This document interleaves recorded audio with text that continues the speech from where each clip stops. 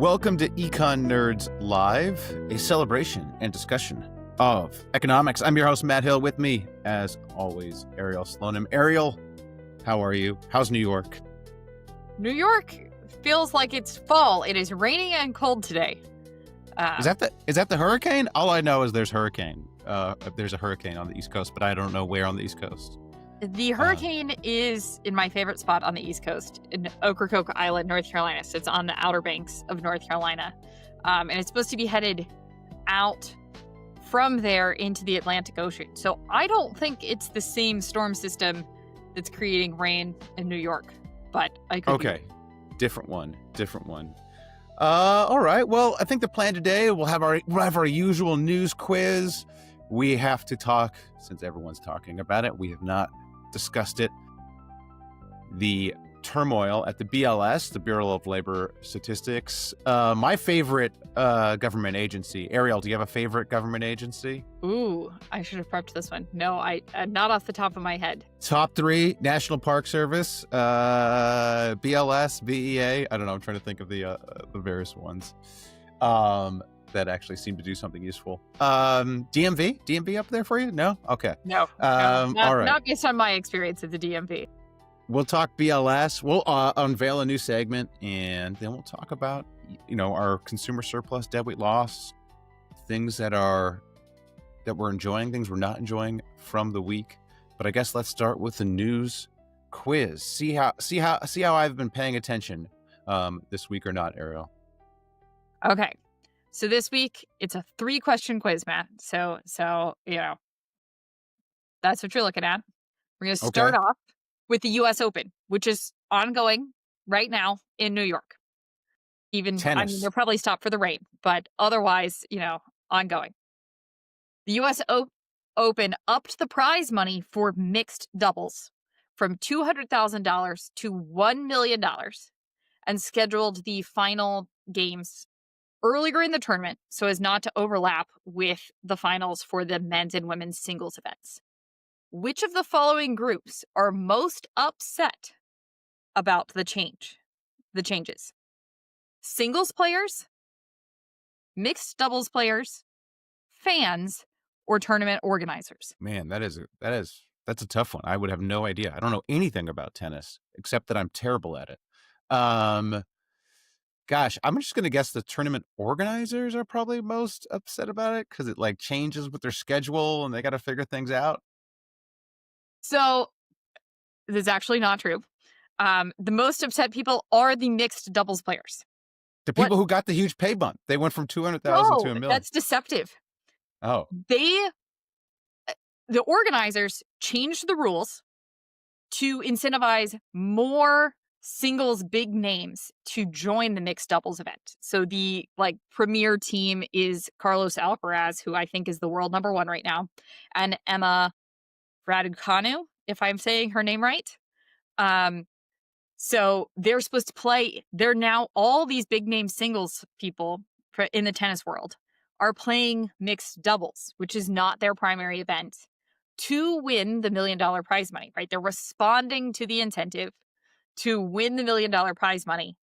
And the organizers pushed out some of the mixed doubles teams that are that's their focused event to get these big names in and then distribute big ticket times across a larger portion of the tournament to up tournament revenues and interest in the U.S. Open. So the existing doubles players basically are mad that they have to play against good tennis players now. They have to play against singles players, and they argue that their discipline is different. Right. It's as if my university, upped the pay for professors, and they, attracted a bunch of really good ones, and now I have to compete with the really good professors. Not to say they aren't really good professors at the institution currently, but so I will give them that one of the concerns is that they want people who have scored on mixed doubles or played those events previously to play in the event. And they got pushed out just based on the singles rankings. They did the wild card. So the organizers just said, hey, it's better for us. We're going to put Alcaraz in the doubles because that's who people want to come watch. And they moved the times so that people could come watch him. Isn't it true that the U.S. Open prices have gone crazy? like overtime? Have you seen this at all? I haven't. I've always every year I look at it and I go, "Oh, I should have bought tickets. I wanna go." But I've never planned ahead enough to be ready for it. I think there's really bad inflation when it comes to these like high status or high demand sporting events. I forget what I looked at like the Super Bowl ticket inflation for something, and it was like crazy how much Super Bowl tickets have gone up. And I think it's just there's like the upper middle class and upper class just has more disposable income, and this is what they're choosing to spending on, and so it's just pushing these prices higher and higher. Probably easier to get to than it was in the past too. I don't know, but I think like high ticket sporting events, price inflation has been. I Hey, know for the last Super Bowl it was partly because the stadium was smaller and the tickets for private plane parking spots skyrocketed for the last oh Super Bowl. Uh, yeah, I was but saying maybe what I that's was. not middle class. That's That's no, no, no. the That's one percenter. that's the marker. That's the marker between like upper middle class and like true upper class is private plane. Like, do you frequently use a private plane? Like, because it's one of the I don't want to say few things, but it's definitely one of the things where there is a difference. Like me and Jeff Bezos, we watch the same TV shows. Okay.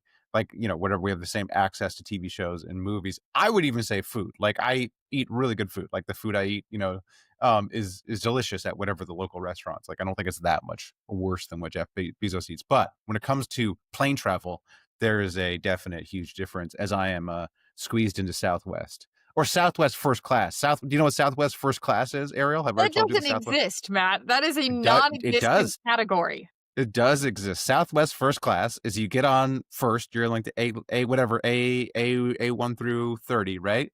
If you get on, then you can get the seat that has the extra space in the emergency exit. So that's what I call Southwest first class is the emergency exit seat. Okay, so you should try flying Spirit first class, and then you can tell me No, which one of those is better, no, Matt. never, never, never, never. My brother flew Frontier, which I think is like Spirit, like adjacent. And he landed at a gate that I've never even heard of at LAX. It was like some international gate where he had to like like take a bus off the plane. Like I didn't even know you could do that at LAX. But yeah. All right. Sorry. Next question. Next question. Okay, so next question. Um, the USA Today ran a big article about youth hockey in the Dallas area. Okay, so which of the following strategies have the Dallas Stars used to allegedly monopolize youth hockey in the Dallas area? Okay, you ready for your four options? This is a One, select. be located in Dallas, where there's one hockey rink probably and a billion degrees outside. No, or sorry, go ahead. Give me the Okay, options. so listen to your four options. This is a select all that apply, so you can select multiples should you like. A, they offer free youth programming for ages 7 to 13. B, they control the ice time and fees at 10 of the 13 ice hockey rinks in the area. C, they require leagues to stay at Stars affiliated hotels during tournaments. Or D, they offer youth leagues free season tickets to Stars games. I would discuss they do them all. I mean, why not? It seems like they could throw their weight around. Okay, well, that puts you at a 50% win rate. They do two of the four. No, okay. They have not been offering free programming. They have not been offering free season tickets. They have been like, it is more classic monopoly behavior. So they Oh, control just the the bad ones. and the ice times, Just the ice just the times. bad ones, to raise prices and fees on what's it cost you to rent the ice for a certain amount of time and requiring all these tied in affiliate purchases. So they're going classic. Wait, Uh, so then they do own all the ice rinks. They own 10 of the 13 then. they own 10 of the 13. All right. So So yeah, yes. okay. So All the right. way to control ice hockey is to control the It's ice. to control the rink. Yeah. If you're in Dallas where it's warm. I assume in these Canada they have like ponds that they can skate on, but I have no idea. This is That's my true. perception. So I believe that's true in Canada. The article compared it to Wisconsin and another Great Lakes state where basically there's a community ice rink in every small town all over and a bunch of ponds. And the ice hockey teams have no such monopoly over the ice because there's too much competition. So When you can control the ice, you can control the fees for the league. Okay, one last question. Okay, and this is inspired by the marginal revolution, markets and everything. Okay, and this was not, to my knowledge, on the marginal revolution blog yet. A startup called Invitin, it's French, so I don't know how you say that in French, will sell tickets to your wedding for you to help cover extra costs at your wedding. And people are reportedly buying the tickets. The first ones have sold. What's the going price to buy a ticket to someone else's wedding that you've never met, Matt? So to be clear, I could just go to a random person's wedding. This is people are buying tickets to, people are A, selling tickets to the wedding, and then B, do you think, so I assume you read this article. I wonder if this is really strangers or if this is just people that are kind of like forgot the RSVP or something and they need a ticket last second. I don't know, but I'm sorry. Yeah, go ahead. Read me the prices. Okay, so your options are $50, $100, $150, or $200. Let's go with 100. Let's go with $100. And $150. $150 to go. What's cheaper? The range is $116 to $174. So, approximately. I was just doing better categories. I'm gonna need some more research on this. Why would I want to do this? Is this like me and my friends were like, hey, we're just gonna go crash? Is I wedding crashers? Like we're just gonna go crash this wedding, except we have tickets for wedding crashers. Some people said that they wanted to experience different cultures. So, like, if you have interesting wedding traditions or ceremonies and people want, and they're like, well, I don't have any friends who do this. They just buy a ticket to somebody. Like it's tourism for wedding rituals, I guess. I could see it. I guess I'm old because here's the thing. Like when you're in your 20s, you go to about 1 billion weddings, and you're like, you get sick of it. Like every summer, it's like 6 weddings. You're like, oh, I gotta go to another wedding, right? Yes. Then you get to my age and there's no weddings. Like I haven't been to a wedding in, years. I'm going to one like 2 weekends and I'm like, oh, a wedding. Awesome. Like I haven't been to one in forever. So maybe I guess you could see, you get to middle age, you're like, I want to go to the wedding because weddings are super fun. I love weddings. Yeah. And so I guess I could see that, but still it seems weird. Like, hey, honey, I guess what I got us tickets to? Brian and Joanna's wedding. Who are they? Don't know. Strange. The article indicated that the first 5 people who purchased tickets were a couple and then 3 single men. And I wonder if they're looking for dates or wives at the wedding. Like, is this is this a new dating strategy? That is the that's the whole premise of the movie Wedding Crashers. It's like women they get going by the wedding and they're like, oh, I need to find somebody, and so it's easy to hook up. I've always had a significant other at a wedding, so I don't know if this is this is true. So I haven't experienced for myself, but perhaps I guess that's your dating strategy. I still think because at the wedding I'm going to, like, I found out way later that like I could bring a kid, and then I asked and I was like, hey, can I bring my kid? And it's like, no, sorry, we're full. So it's like, oh, I would have bought a ticket for my kid, and that's the scenario. Still very strange. All right. So I did poorly this week on the sports and wedding quiz. All right. So let's go to our main topic, main news of the past. I don't know. It's been like 2 or 3 weeks since we've had like this type of podcast, not an interview podcast. The BLS firing. So Trump fires the head of the BLS, the Bureau of Labor Statistics. They do the CPI, they do the unemployment. So he fires the head. Ariel, do you know who the head of the BLS was? The person who got fired? Are you familiar with her name? I'm familiar with the story, but I'm not I know it was a woman. I don't remember her name. Okay, let me give you a quiz. Was it Ebony McDoubleday? No. Erica McTarfer? Yes. Elaine McTavish? Eleanor McDougal? You say the second one? Erica McTarfer? It was Erica. Here's the thing about a bureaucrat. You don't want to know their name. If you know their name, it's bad. So the fact that you know her name is bad for her because she was in the news and got fired, but previously good because they weren't making waves.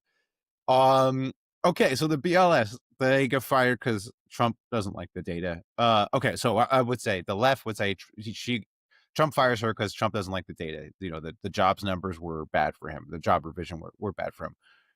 Trump's case is like they're always messing up the BLS. The BLS constantly messing up. These numbers keep getting revised. The reason they get revised, I think they do like a household survey and then they get a more accurate survey like later on. So they revise. So Ariel, no, go ahead.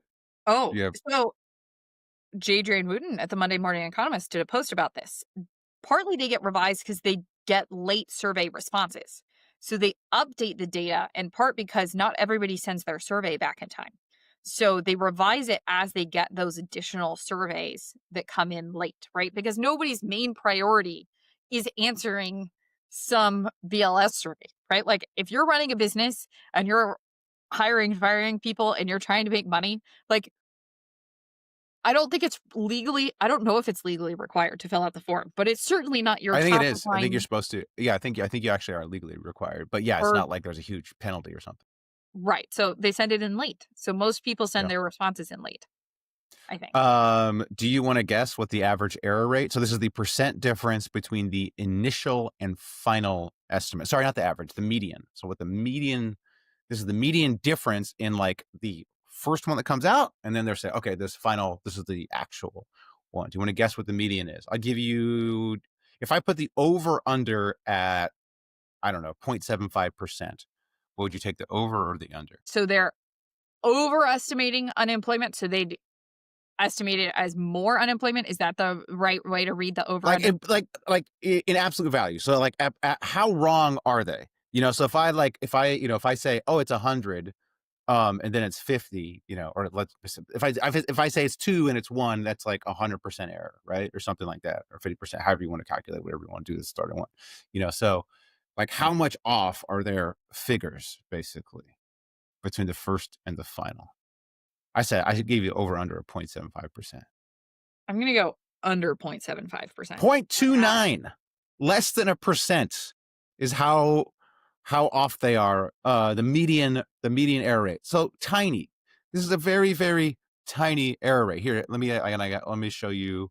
Let me share my screen, and I'll describe it for listeners. So this is the error rates in their employment estimates.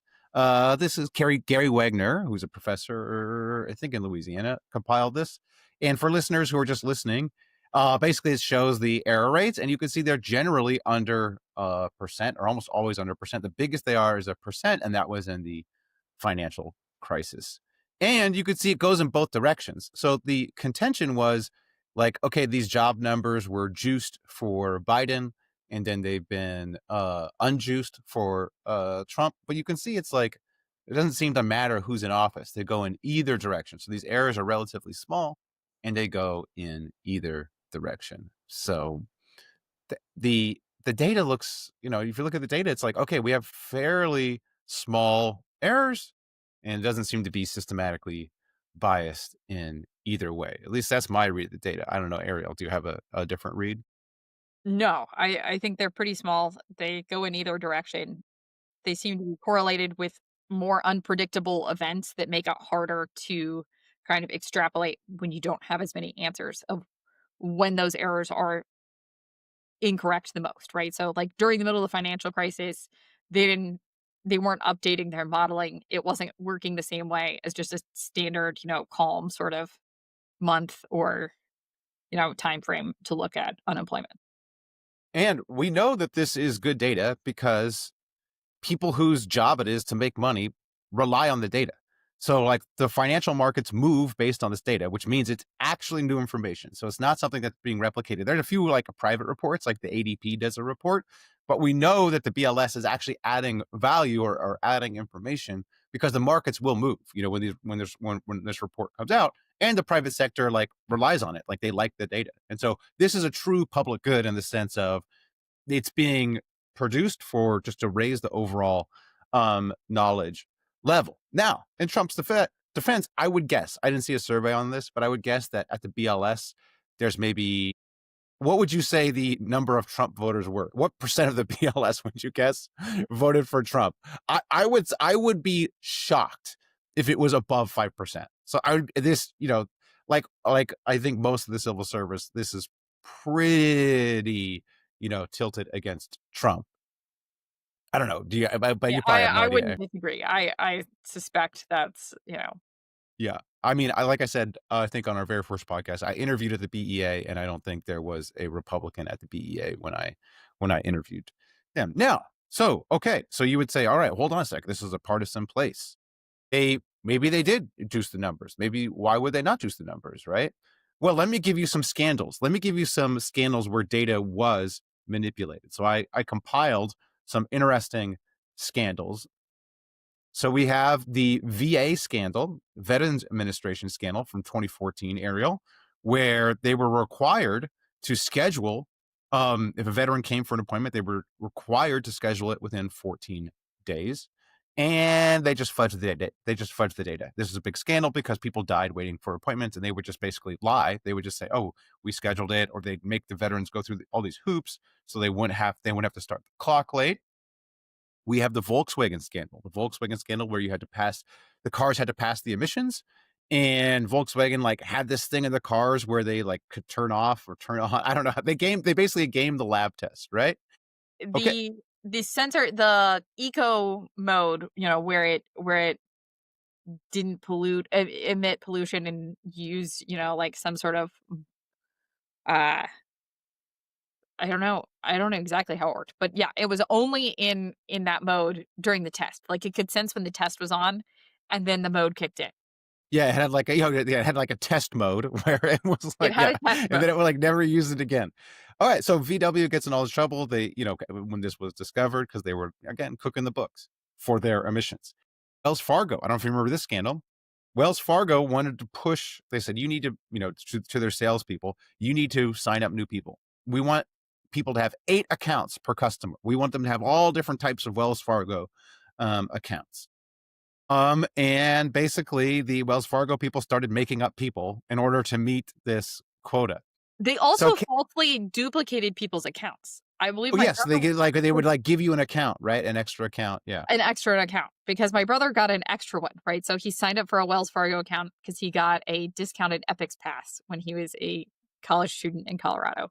And then they opened multiple other accounts for him because I guess they had the information from the first account. So we have we have examples of people cooking the books. I just gave you the VA, Volkswagen, Wells Fargo. Can you spot the difference between them and the BLS, though?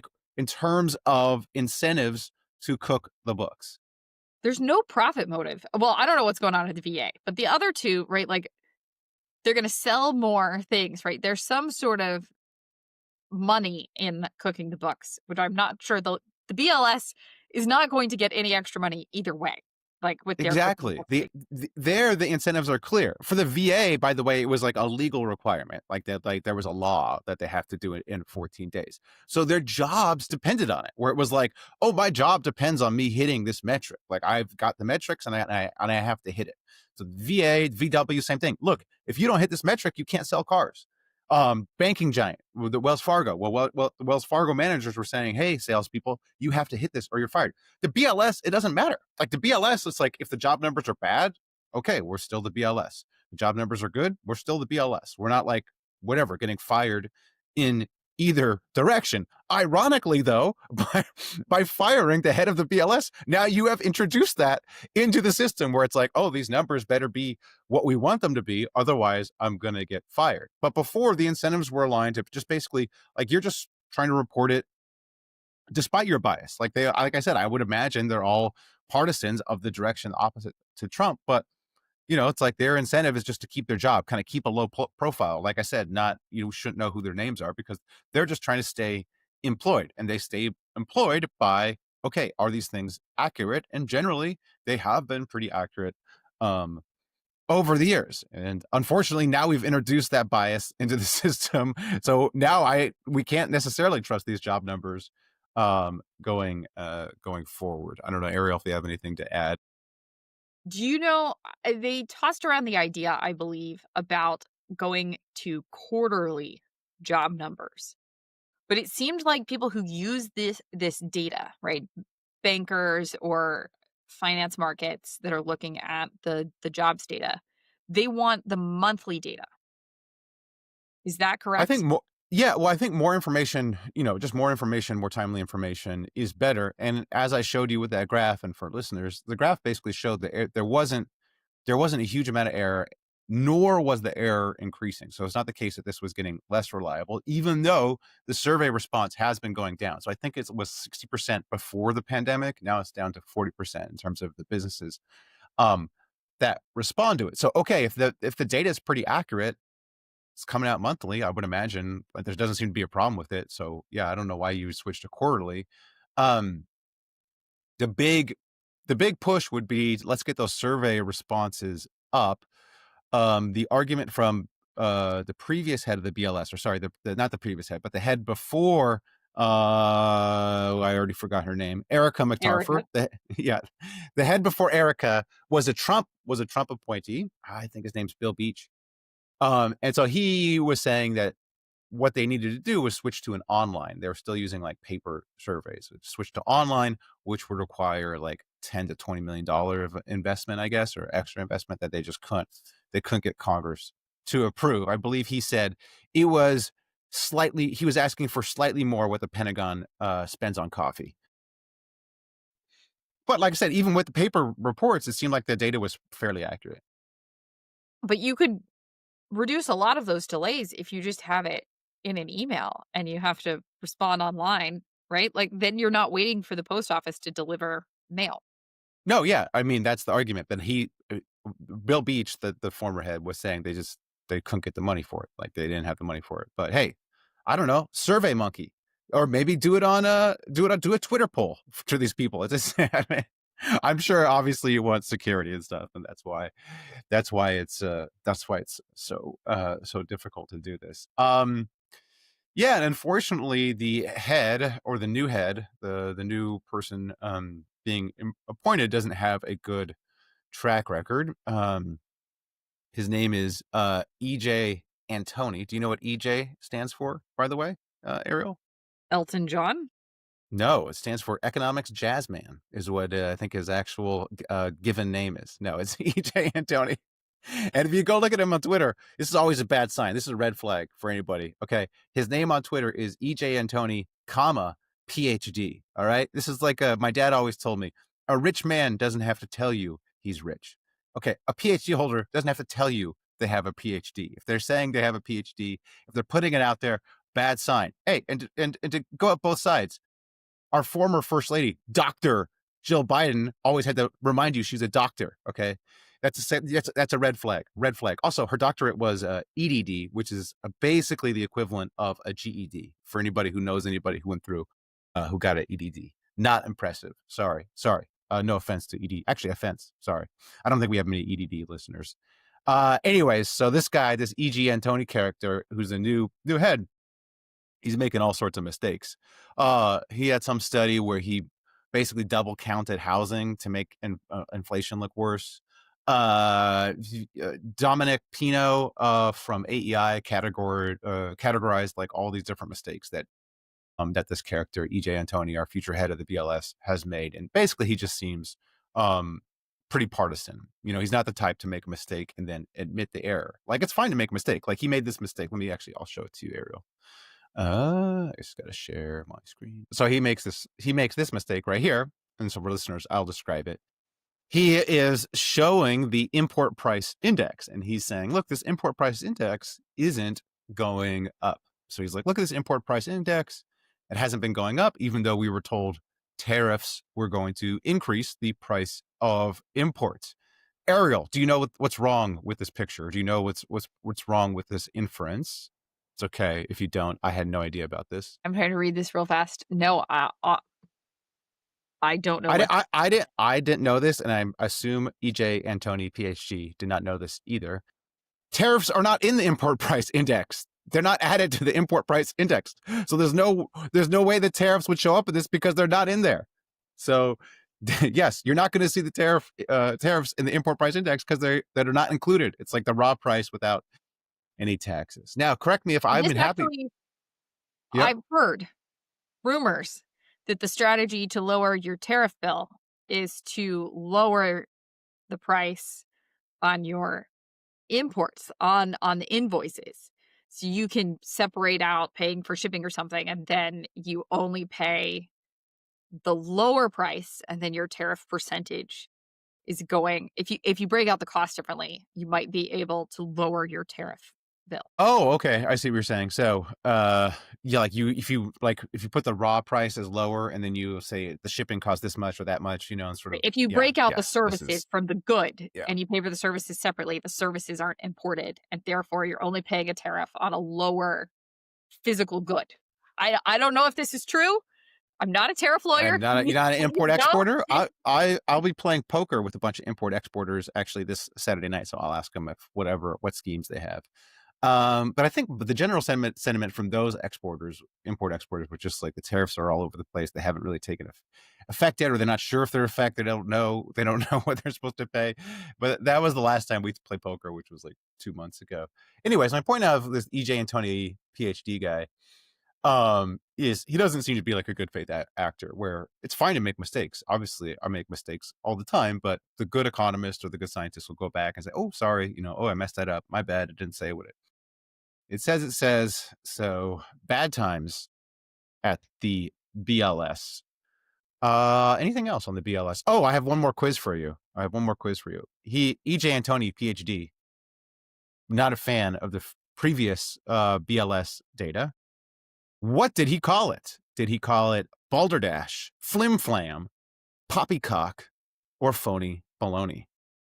This is what he called the previous BLS numbers, with a 0.29 median percent error rate. Balderdash, flim-flam, poppycock, or phony baloney, Ariel. What do you think? I think the answer is, I'm going to go with phony baloney, but I think what I'm learning is he has the Trump vibe language down on his Twitter. I guess I haven't looked at his Twitter, but some listeners let us know if Trump's added the PhD to his. I'm sure Trump University gave Trump a PhD, so Trump should add the PhD to his Twitter. It is indeed phony baloney. He called it phony baloney. So you're doing great on the quiz. You've scored 2 on my quiz, on my news quiz to you. You knew the BLS head's name, and you knew he called it phony baloney. All right. Anything else on the BLS? No. Okay. Next segment. This is a new segment, Ariel. I don't know if you're ready for this segment. We're a very, very small. Thank you for listening, everybody. But we're a very small podcast, tiny. Okay. And we need to start beefs, Ariel. We need to call out bigger people in order to raise our profile. So we're going to do a new segment called the Economic Illiterate of the Week, where we call somebody out for their economic illiteracy. Although I'm open to different titles, economic idiots, I don't know, moron, bad econ of the week, I don't know. Do you have any pitches, Ariel? No, I'm gonna have to think about that. Okay, all right. Well, we'll go with economic illiterate of the week. Honorable mention to Julia Mejia from Boston. So they're talking about having Waymos in Boston. This is her. This is a quote from her. Waymo is not a driver. Waymo is a robot. Mejia considered it very triggering for Waymo to use the term driver to describe a technology rather than a person. She's triggered by calling a robot a driver. I can't imagine what exactly is being triggered here. What is she? There's some dark thing that happened in her past where she thought her Roomba was a person or something like that. Like, I can't imagine triggering what sort of trauma for Julia Mejia calling a Waymo a driver. Just economic illiteracy in general on the part of Boston, not allowing the Waymos. The argument, I don't know if you've seen the argument from the Teamsters about what's wrong with Waymo. Can you guess? What they say was wrong with Waymo? I'm guessing the taxi drivers are worried about losing their business.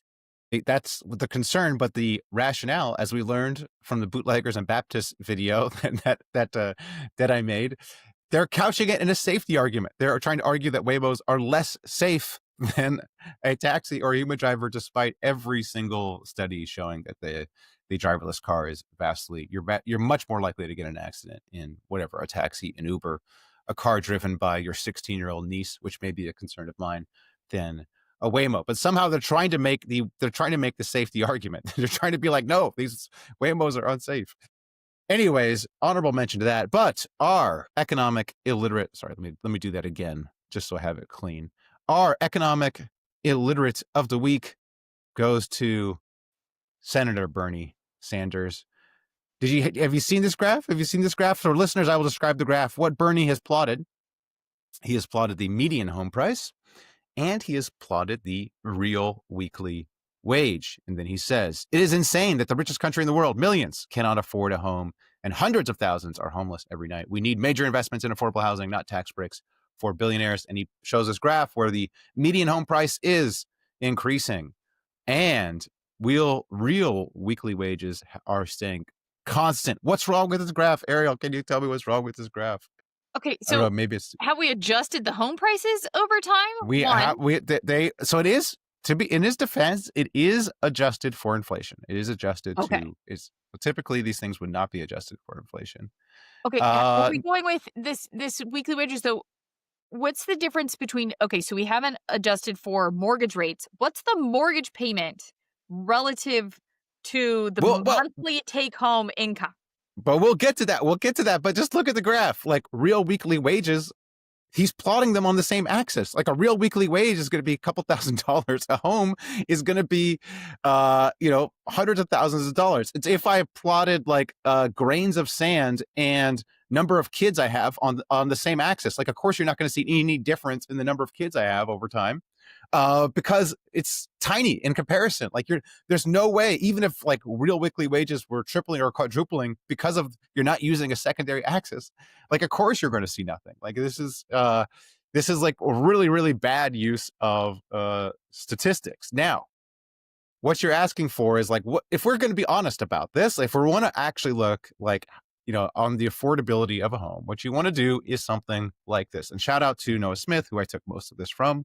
What you want to look at is the ratio of, how much are homes selling for and personal income. So how much more expensive are the homes than what people are making? And yeah, you can see that has indeed gone up over time. So yeah, you can see that this has increased. Homes have definitely gotten more expensive over time. Now, we should point out that part of this is because interest rates are lower. So what you sort of want to look at is the monthly payment.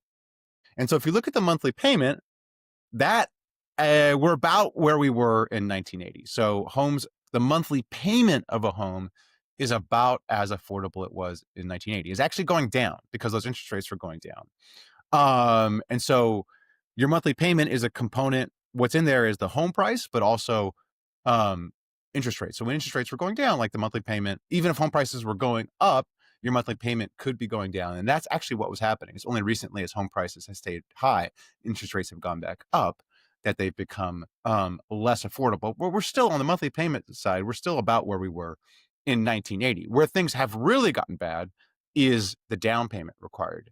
And so the down payment, yes, it is true that the down payment is much higher than it was in the past. This question on this: is the down payment higher because 20% of a much higher priced home is higher, or is it increased as a percentage? Like, did they increase the percentage that you're supposed to put as a down? No, I think the percentage has always, like, during the financial crisis, right before the financial crisis, you could go less, and you can still go less. It's just you have additional payments, additional requirements if you go below that 20% threshold. I don't think that's changed. Now, if you look at the home ownership rate, it's not like we don't have like it's not like the home ownership rate is crashing. Like it's about 65% now.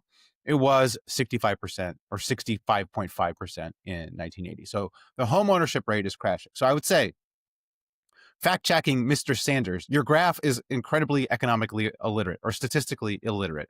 Like, you have the axes all wrong. You got to plot these things on the same axes, or do a ratio like this, which will again show that yes, homes have gotten more expensive, although the monthly payment hasn't.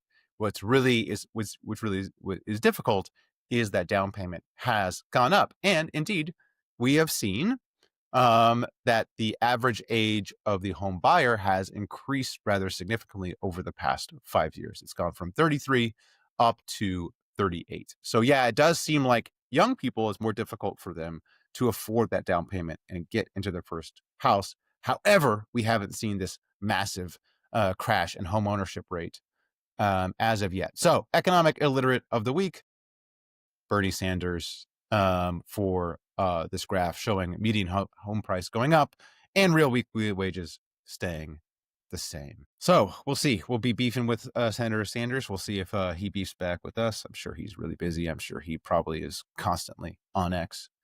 Let's move now to consumer surplus deadweight loss of the week. Things giving us consumer surplus, things giving us deadweight loss. Ariel. Okay, so I've been reading Salt, a history about the history of salt. And I picked it up as a cooking book, but it turns out that it's got lots and lots and lots of great economic information about salt taxes. And this week I found a new example that I hadn't heard before of a bootleggers and Baptist scenario, which in this case is long before the bootleggers and Baptists of the 1920s. This is Middle Ages Europe, and it should be the Catholics and the fishermen. So it turns out when Catholic priests declared that Lent fasts on Fridays were no meat, drives up demand for fish, which was exempted from the fast. You could eat fish on Fridays, but you couldn't eat any meat that is a land animal. So the fishermen lobbied to have a second fast day on Wednesday because it would drive up the demand for fish. So really all throughout, they didn't get the second fast day.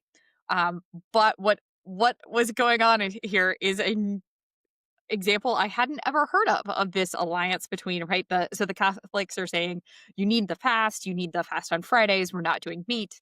And the fishermen are going, great, like we could get more of this, like drive this up. There were huge penalties if you ate meat on Fridays.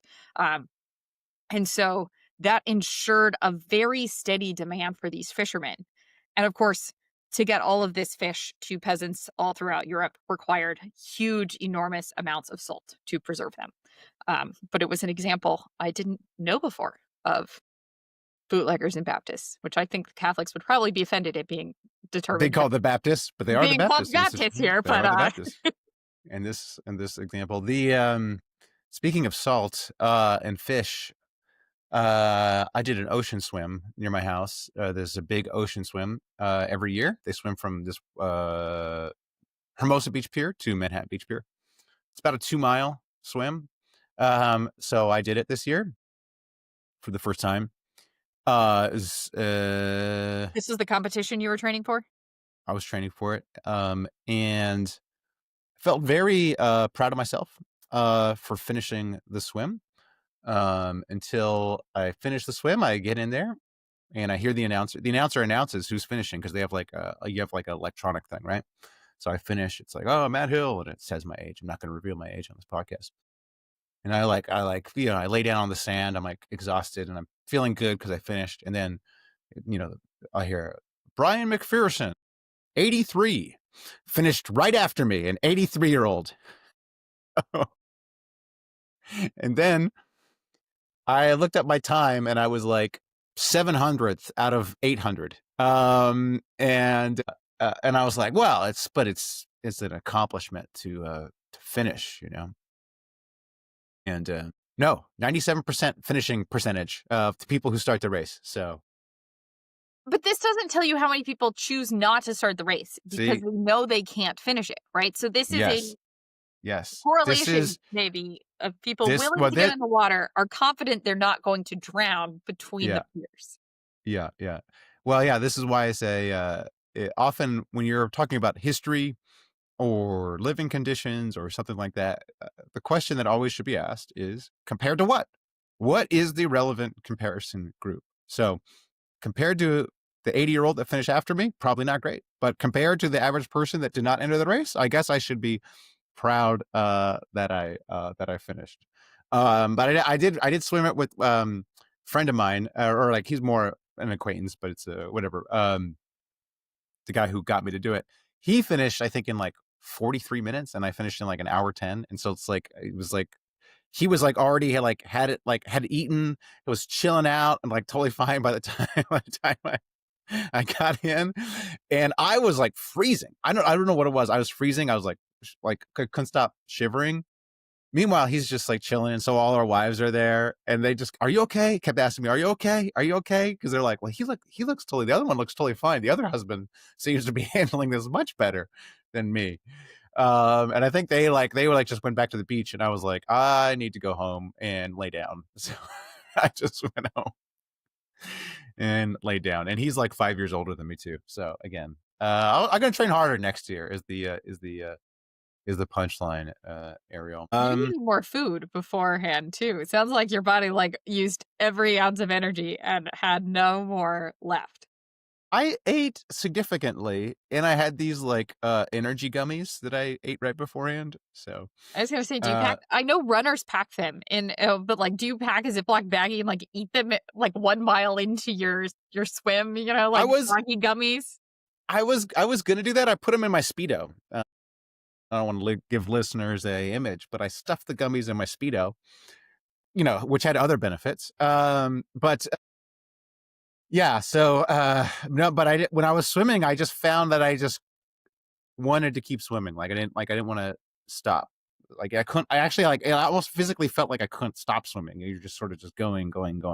So, anyways, but I'm gonna do it again next year. We'll see. I think I had 108 was my time, and so we'll see how I do next year. Unfortunately, I don't think conditions could be much better because it was like sunny, no wind, that sort of thing. So we'll see. We'll see how I do next year.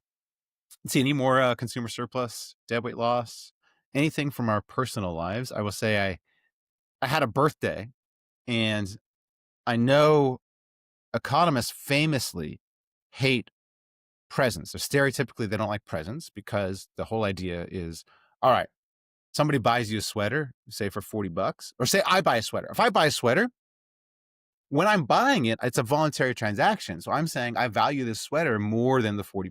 Let's say it costs $40. So I'm getting what we call consumer surplus. If you give me a sweater, maybe I only value the sweater at $5. And so there's a loss there where it's like you paid 40, I value it at 5. And so, of course, this is what we say as economists, but we know there's other value to gift giving. It's like whatever, social bonds, whatnot. I find though, I made a note of this last birthday where I'm like, I need to tell people to not get me anything because it's a disaster. It's a complete disaster. At my age, Ariel, I have everything I want. Like I have a decent income. Everything I could possibly want, I have. In fact, I want less things in my house. Like at this age, I constantly trying to get rid of stuff in my house.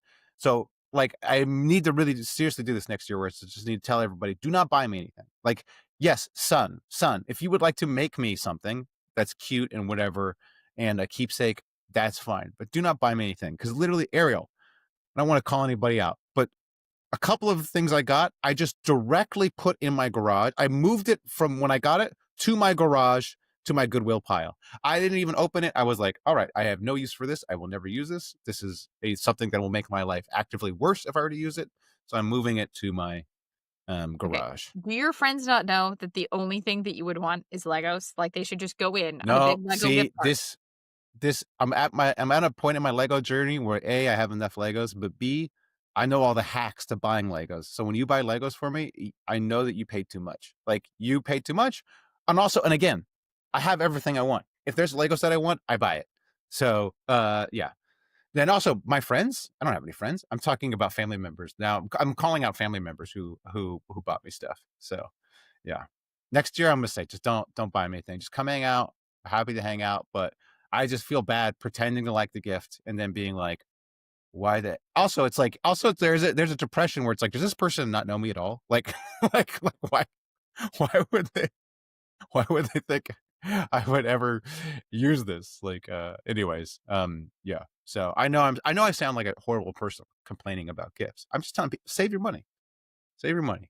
I want to spend time, not money. All right, sorry, I ranted long enough, Ariel. Okay, I think this is a consumer surplus, but it's mostly been an economic puzzle I've been pondering since I was in Wisconsin. The last weekend we were there, there was a yard sale coordinated by the library for all the homes in town. Any home in town could put their name on the list of the public library listserv, and you could drive around to go to all of the yard sales the same weekend. So it was the Boston yard sale weekend. Is this an example? Can you, is this an example of a hoteling point with time? It's a coordination problem, right? It's a coordination problem, right? But the other part of this problem is if all the buyers, if you all sell on the same weekend, don't you face more competition? Like, shouldn't you be the one house that has the yard sale the weekend before? Or do you just need that volume of buyers to all No, it's the I think go it's on the same weekend? Yeah, it's the is or Shelling point would be the other concept where you need the coordination because otherwise people are not going to do it. And so since we all know the yard sale this weekend, then the market's going to be a thick market. There's going to be a lot more buyers. So for me, there may be more price competition in terms of like, oh, the person might negotiate harder on price, but I'd rather there be a demand curve, than an elastic demand curve, I guess would be how I would phrase it. Because if you're just selling by yourself, no one comes by. All right, it's better to have someone come by and be like, I can get this over there, right? So actually, that's a good example of I guess a community organization like solving a coordination issue. So ChatGPT was telling me that it was a public good, so it's definitely non-rival to get on. No, it's not. Is it a public good? Is what a public good? The list published of all the houses participating in the yard sale. Yeah, I guess that's like the BLS. It's just information. I guess it's just the government or the thing is just providing data to people. Here's a list. Yeah. Okay, non-excludable, non-rival. Yeah, okay. I would count it as a public good. Okay. One point that is the only public good that ChatGPT has ever told me that is correct. Right? Yes. I got very frustrated with ChatGPT. For non-economist listeners, the difficulty is how economists define public good is different from the popular conception of public goods. Yeah, beefing with ChatGPT, by the way. So what I've learned that ChatGPT is very bad at is books. Like, it doesn't know what's in books, really. Because it has been trained on like what people have written about books. So it's like knows summaries, it knows like basic arguments. But if like for like a fiction book, like it has like no idea what's in the fiction book, right? Because it's like behind a paywall. Like it can't read the fiction book. So like I'm reading to help me go to sleep at night. I read really, really dumb novels. I read Star Wars extended universe novels. It helps me turn my brain off, right? But I hadn't read mine in a while. And so I asked ChatGPT, I was like, hey, can you summarize this book up to page 195? It just gave me the most wrong information. I was like, look, even me, I haven't read this book in 2 weeks, right? Because it's been my birthday. So, I've been going out. I know what you're telling me is wrong. This is all wrong. I kept getting more specific, and it just get more and more wrong. So it has this difficulty too with published papers. So if someone's written a summary of the paper or there's like a blog post about the paper, like that's kind of what it's giving you. It actually hasn't read the paper often. So I don't know how we can fix this, but it's for me, for someone who does like a lot of like research with ChatGPT, asking for like research summaries, like I always kind of have to go look at the actual papers still. And also, hey, ChatGPT, read some Star Wars books. Come on, man. Can you feed it? Like, does SSRN or something share their papers with AI? Could they license them? They should. They should be doing that. And at Econ Nerds parent organization, Mercatus, you didn't go there, but they're actually writing their research reports to be read by ChatGPT. So they've figured out basically how it crawls the internet, and they're making it so it's super available. So if ChatGPT goes and looks for it, like it will find it, it will read it. So because they want to get the research out there. So it'd be nice if the universities would do something like that. Now what I'll often do is I'll download the PDF, upload the PDF to ChatGPT, and then ask questions about the PDF. However, and it's usually pretty good, but however, when I did that recently with one paper, it was a disaster. Like it was like making stuff up. So you still have to read the paper, people. Would be you still got to read the paper. You got to read the Star Wars book. You got to get in there, figure out what Talon Card is doing, It sounds like the version of B movies my husband watches when I tell him I'm going to fall asleep right whenever the movie starts. And I'm like, pick the movie, honey, I'm going to sleep. Like, I'm just going to fall asleep. Yeah. I tried, I have a whole nighttime routine to make me go to sleep fast. And it involves reading a Star Wars book for 10 minutes. I tried switching the book out because I was like, I have to read so much for economics and know stuff. So and we have spoiler alert, we have a Hamilton person coming on in a month about. So I'm trying to read the Hamilton biography. So I tried swapping it out for the Hamilton biography. I'll read the Hamilton biography. Nope, kept me up forever. I couldn't turn my brain off. So I had to switch back to the Star Wars book. There's a lot of interesting things in that. Well, I haven't read that specific biography, but it's really good. So I'm reading the Hamilton Chernow, by Ron Chernow, the one that Lin-Manuel Miranda based Hamilton on. I'm about a fifth of the way through. It's pretty good. I mean, Ron Chernow, I've read a couple of his other books. He's, very skilled writer, and Hamilton's life is pretty interesting thus far. So apparently, I bought my husband the biography of Morgan, that Ron Chernow wrote, House of Morgan. But he argued it's not really about Morgan because Morgan is too boring in his life. Is that what your husband said? You think so? I mean, I don't know. I think I read that book. I think it's on my Kindle. I thought it was pretty interesting. So, yeah, you'll see it in the future Econ Nerds video, but you have Morgan like bailing out the government like twice. That's pretty interesting. No, your husband doesn't think so? I think so, but he claimed it was not as interesting. I don't know. Yeah. It's a little hard to follow the machinations, I guess, of all the various characters in that book, but I don't know. I like that Morgan book. So maybe he already knows it. If you already sort of know everything, then it's maybe kind of like old that hat, may be it, right? If he knew all the pieces, it just wasn't. It wasn't new information compared to. See, this goes back. But this goes back to what we were saying before. You got your husband the book. You should, voluntary transaction. You see, should let him get his own book. I got him biographies of finance people because I thought that's what he wanted to read. It didn't quite work out as well as I'd hoped. He had been reading a 6-volume biography of Winston Churchill, which was insanely long. But I thought I could combine 2 interests, and it didn't work. So I'm saying, don't get your husband gifts. This is the lesson, of the podcast. No gifts. My books were not good gifts. Yeah. I'll reveal one of the gifts I got was the New York Times crossword book for Saturday puzzles, and I was like, I've literally never solved a Saturday. I've never even come close to solving a New York Times Saturday puzzle. Like, I've maybe got 2 clues. So I'm happy that the person who got it for me thought I was smart enough to do a Saturday puzzle. But come on now, there's no way I can do a book of Saturday puzzles without the hints. Just like dry, like just a book without like, give me a hint here, give me a check this. No, come on, impossible. I will do all the extra hard Sudoku puzzles, but I do not do crosswords. I do not know enough like references to do crosswords. No, it's like my intellect is I would describe myself as a Wednesday crossword. I can get to Wednesday, maybe Thursday on a good week, but that's the limits of my crossword ability. Okay, everyone's bored. Thank you for listening. Check out the channel Econ Nerds. There could be a video from Ariel coming soon, right? Did you record that yet, Ariel? No? No, the recording equipment has not come. Okay, listeners, I have tried to record this video twice. I hate recording video. Just gonna go on the record and say it. And both times there has been an issue with either the video or the script or the sound. I cannot get it right. So listeners, Matt can do it on repeat every week, and I cannot for the life of me get one video correct.